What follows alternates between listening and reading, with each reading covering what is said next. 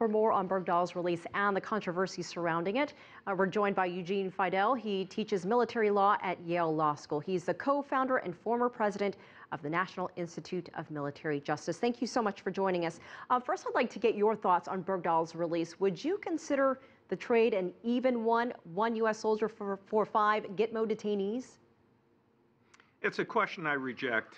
How do you evaluate something like that? There's no yardstick. It's not, like one person, one vote. You do your best in the negotiations, and how it comes out, it comes out.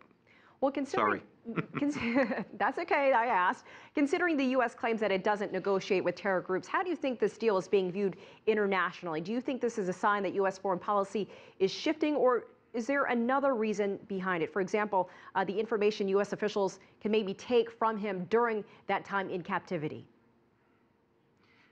Look, every country around the world says that it won't negotiate with terrorists. But when push comes to shove, and you have one of your citizens in the hands of an opposing force, whether they're terrorists or a former state government, which Taliban was, you do your best to support your citizens. That's all that's going on here. And the notion that negotiation with terrorists is simply verboten for all time and all cases is simply unacceptable. We owe it to our citizens to do our level best, and I think that people who are suggesting that there's something basically wrong about having these negotiations, in principle, is mistaken.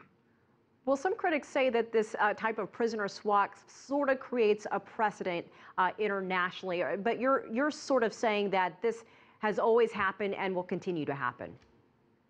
Yeah, when are we going to stop doing this? When it's your kid who's being held by some hostile force, or mine, or the next door neighbors?